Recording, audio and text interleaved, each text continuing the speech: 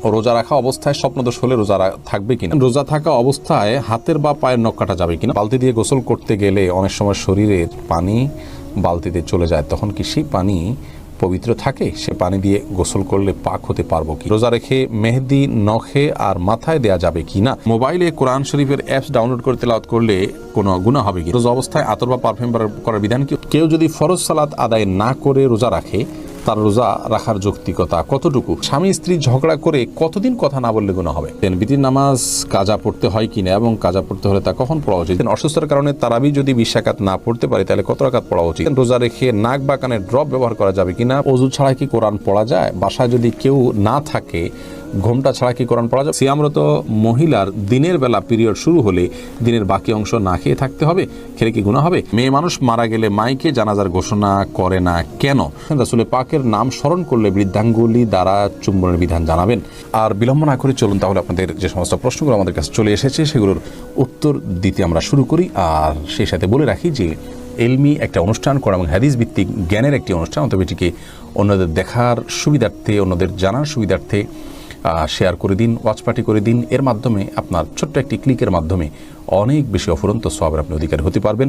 শয়তান আমাদেরকে এরকম সহজে অনেক বেশি অর্জন হতে পারে সে আমলগুলো থেকে ভুলিয়ে রাখে এবং এগুলোকে আমাদের কাছে গুরুত্বহীন করে রাখে। অতএব শয়তানকে আমরা কোনোভাবেই যেন সুযোগ না দিই। আল্লাহ তাআলা সেই তৌফিক দান করুন। এমডি ইয়াকুব হোসাইন জানতে চেয়েছেন, রোজা রাখা অবস্থায় স্বপ্নদোষ হলে রোজা থাকবে কিনা? থাকবে, কোনো অসুবিধা নেই। স্বপ্নদোষ মানুষ ইচ্ছাকৃত করে না, অতএব স্বপ্নদোষ হলে বীর্যপাত হয়ে গেলে ঘুমের মধ্যে আপনার রোজা কন্টিনিউ করতে পাওয়া হবে। স্বপ্নদোষের কারণে বীর্যপাত হলে সে কারণে আপনি গোসল করবেন, গোসল ফরজ হবে আপনার, কিন্তু রোজা ভাঙবে না। আহমেদ শাহাদাত জানতে চেয়েছেন, রোজা থাকা অবস্থায় হাতের বা পায়ের নখ কাটা যাবে কিনা? উত্তর কাটা যাবে, কোনো অসুবিধা। রোজা রেখে হাত পা নখ কাটা যাবে, এর সাথে রোজা ভাঙের কোনো সম্পর্ক নেই। সোহাগ খান এডি থেকে আপনি জানতে চেয়েছেন, বালতি দিয়ে গোসল করতে গেলে অনেক সময় শরীরের পানি বালতিতে চলে যায়, তখন কি সেই পানি পবিত্র থাকে? সে পানি দিয়ে গোসল করলে পাক হতে পারবো কি না? ভাই সোহাগ, বালতি দিয়ে গোসল করতে গেলে যদি শরীরের পানি বালতিতে চলে যায় কোনো অসুবিধা নেই। যদি সরাসরি সেখানে কোনো নাপাক আছে এটি আপনার কাছে প্রমাণিত না থাকে, সন্দেহের কারণে কোনো অসুবিধা নেই।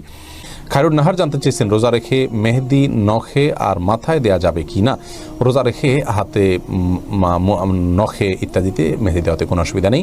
জিয়াউর রহমান জুয়েল জানতে চেয়েছেন, মোবাইলে কোরআন শরীফের অ্যাপস ডাউনলোড করে তেলাওয়াত করলে কোনো গুনাহ হবে কিনা? না, কোনো গুনাহ হবে কেন, সওয়াব হবে, কোনো অসুবিধা নেই।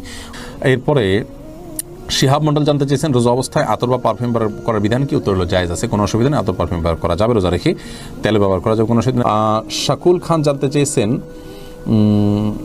কেউ যদি ফরজ সালাত আদায় না করে রোজা রাখে, তার রোজা রাখার যৌক্তিকতা কতটুকু?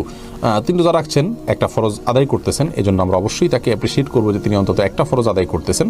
কিন্তু রোজা নামাজ না পড়ে রোজা রাখার মানে হলো যে তিনি লুঙ্গি না পরে আপনার গেঞ্জি পরার জন্য অস্থির হয়ে উঠেছেন। ব্যাপারটা এরকম হয়ে যাবে, গেঞ্জি পরাও দরকার কিন্তু লুঙ্গি পরার তার চেয়ে বেশি দরকার। অতএব নামাজটাকে সবচেয়ে বেশি গুরুত্বের সাথে দিতে হবে, তারপর তিনি রোজার জন্য চেষ্টা করতে হবে।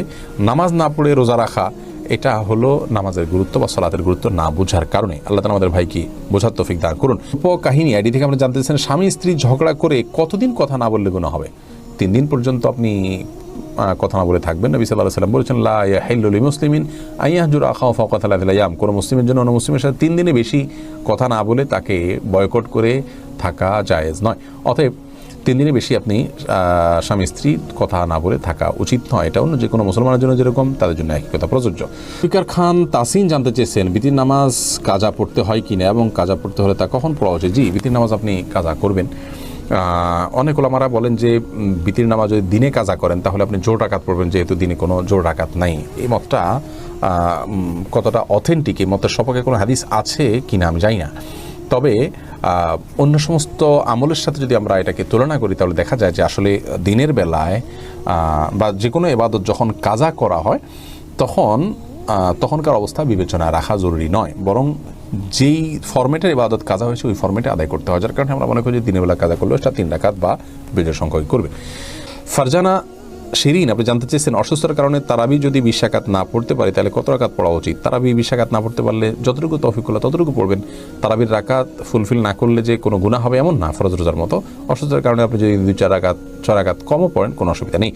মেহেদি হাসান মির্জা জানতে চেয়েছেন রোজা রেখে নাক বা কানের ড্রপ ব্যবহার করা যাবে কিনা। ভাই মেহেদি হাসান, রোজা রেখে নাকে ড্রপ দিতে পারবেন না, কারণ নাকে ড্রপ দিলে সেটা গলায় যেতে পারে। নবী সাল্লাল্লাহু আলাইহি ওয়াসাল্লাম বলেছেন ওয়ামাদমিদ ইল্লা আনতাকুনা সাইমান, তুমি কুলি করবে কিন্তু রোজাদার হলে গড়গড়া করতে যাবে না, কারণ গড়গড়া করলে ভিতরে পানি যেতে পারে। নাকে ড্রপ দিলে সেটা যেহেতু ভিতরে যেতে পারে, অতএব সেই জায়গায় এখানে নাকে ড্রপ দেওয়া যাবে না রোজা রেখে।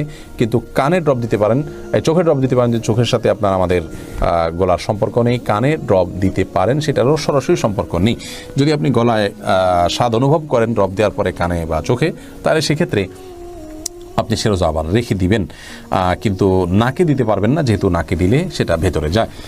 স্বর্ণ এই আইডি থেকে আপনি জানতে চেয়েছেন ওযু ছাড়া কি কোরআন পড়া যায়? বাসায় যদি কেউ না থাকে, ঘোমটা ছাড়া কি কোরআন পড়া যাবে? ঘোমটা ছাড়া কোরআন পড়াতে কোনো অসুবিধা নেই। ওযু ছাড়া মুখস্থতেই কোরআন পড়তে পারবেন। কোরআন ধরলে ওযু লাগবে। সুস্থ মানুষ কি শুয়ে শুয়ে কোরআন পড়তে পারে?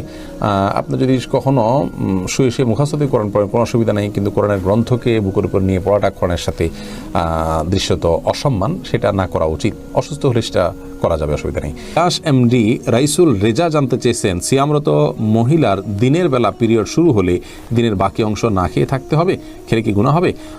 না খেয়ে থাকা উচিত বাকি অংশ, তার রোজার সম্মানার্থী করা উচিত। মোহাম্মদুল্লাহ ইমন জানতে চেয়েছেন মেয়ে মানুষ মারা গেলে মাইকে জানাজার ঘোষণা করে না কেন? মানুষ মারা গেলে জানাজার ঘোষণা কেমন হওয়া উচিত? দেখুন, এটাকে আজানের বিকল্প হিসেবে বা আজানের সমপর্যায়ের ঘোষণা এটাকে বানিয়ে নেওয়া উচিত নয়। জাস্ট জানাজানি হলো, সেটা মাইকের মাধ্যমে হতে পারে। পুরুষদের যেরকম মারা গেলে অমুকের জানাজা হবে, অমুক মারা গেছেন, অমুক সময় জানা যাবে, ঘোষণা দেওয়া যেতে পারে। মহিলাদের ব্যাপারটাও ঘোষণা দেওয়া যেতে পারে, কোনো অসুবিধা নেই। তৌফিক এলাহি কাদেরি আপনি জানতে চেয়েছেন রাসূল পাকের নাম স্মরণ করলে বৃদ্ধাঙ্গুলি দ্বারা চুম্বনের বিধান জানাবেন।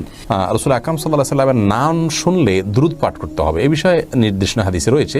কিন্তু তার নাম শুনলে আঙ্গুলে চুমো খেয়ে চোখে লাগাতে হবে বা আঙ্গুলে চুমো খেতে হবে, এরকম কোনো নির্দেশ বিশুদ্ধ কোনো হাদিসে এসেছে বলে আমাদের জানা নেই। আমরা নিশ্চয়ই জানি যে রাসূল আকরাম সাল্লাল্লাহু আলাইহি ওয়াসাল্লামের হাদিসের ক্ষেত্রে শুদ্ধাশুদ্ধের একটা ব্যাপার আছে। সকল হাদিসকে যদি আমরা আমলযোগ্য মনে করি, যেটা বর্ণনা শুদ্ধ নয়, হাদিস তো কখনো অশুদ্ধ হয় না, কিন্তু হাদিসের বর্ণনা সূত্রের মধ্যে যদি কোনো ত্রুটি থাকে, সেটাও যদি আমাদের আমল করতে হয়, তাহলে তো পৃথিবীতে আর আপনার মুহাদ্দিসগণ যুগ যুগ ধরে শতাব্দীকে ধরে হাদিসের সিদ্ধতা নিরূপণ করার জন্য চেষ্টা করেছেন, তাহলে তার কোনো মানে হতো না। বোঝা গেল যে আমাদেরকে বিশুদ্ধ হাদিস গ্রহণ করতে হবে। কোনো বিশুদ্ধ হাদিসে নবী সাল্লাল্লাহু আলাইহি সাল্লামের নাম নেয়ার পরে আঙ্গুলে চুমু খাওয়ার কথা বর্ণিত হয়নি। বিভিন্ন তাফসিরের কিতাব, বিভিন্ন অন্যান্য কিতাবগুলোতে আছে। সে সমস্ত কিতাবগুলোর কোনো কথা থাকলে সেটা কোরআন অথবা হাদিসে প্রুফ থাকতে হবে। তাফসিরের কিতাবগুলোর যা আছে তার সব কিছু যদি আগাগুলো আমাদেরকে মানতে হয়, তাহলে তাফসিরগুলোতে কিন্তু অনেক ইসরাঈলী বর্ণনা ঢুকে গেছে, এরকম অনেক কিছু আছে, যার কারণে নবী সাল্লাল্লাহু আলাইহি সাল্লাম থেকে বিশুদ্ধভাবে এরকম কোনো বিষয় প্রমাণিত নয়।